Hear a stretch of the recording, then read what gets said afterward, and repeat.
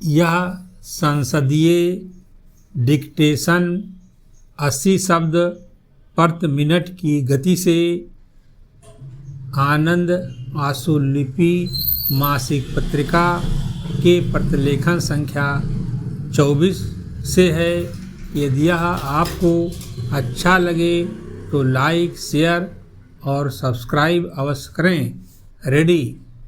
Speaker महोदय, आप मुझे कहने की अनुमति देंगे कि हमने विदेशों को जाने वाले प्रतिनिधि मंडल और संयुक्त राष्ट्र में जब जब भी स्त्रियां नियुक्त की तो उन्होंने पूरी योग्यता का परिचय दिया।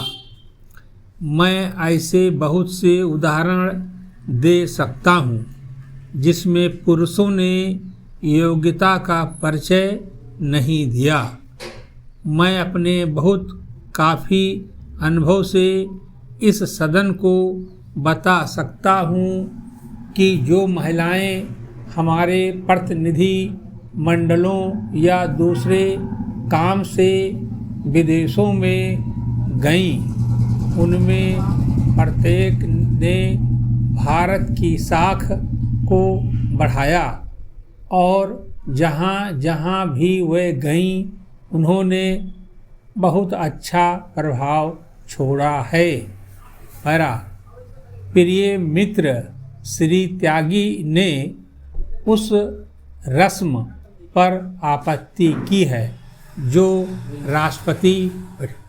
राष्ट्रपति के आने पर की गई। उनका यह विचार है कि यह रस्म बहुत अधिक अंग्रेजी ढंग की है और हमें इस अवसर पर शंख या कोई प्राचीन बाजा बजाना चाहिए था। उन्होंने यह बात गंभीरता से कही या नहीं, यह मैं नहीं कहता, लेकिन इस बात ने सदन के विचार के लिए एक दिलचस्प बात अवश्य उठाई है। हम हृदय से चाहते हैं कि हम अपने भारत में अपनी ही रस्म और रीति रिवाज चलाएं। जब हम कोई विदेशी रिवाज या रस्म अपनाते हैं तो इसका कोई मतलब होता है।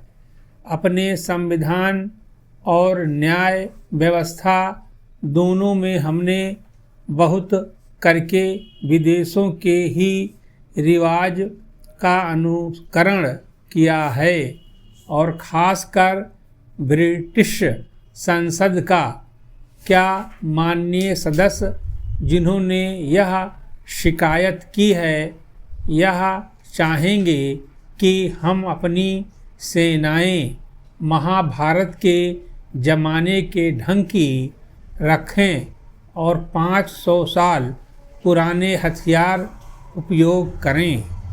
मैं यह बात इसलिए कहता हूँ कि हमारे देश में राष्ट्रभक्ति के नाम पर रूढ़वादिता का समर्थन करने की आदत है। पर हम प्रायः बीते ज़माने की हर बड़ी चीज़ को छोटी छोटी बातों के साथ मिला देने की गलती करते हैं। इसलिए इस ढंग से बराबर इस बात का खतरा रहता है कि बड़ी चीज़ों की उपेक्षा हो जाएगी और छोटी और अनावश्यक चीज़ें आगे बढ़ेंगी।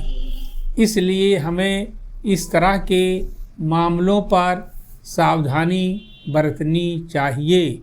छोटी छोटी बातों में उलझकर हिंदुस्तान ने भूतकाल में बहुत सी कठिनाइयाँ उठाई हैं। भारत इसीलिए गुलाम हुआ कि वह सारी दुनिया के साथ कदम से कदम मिलाकर नहीं चल सका।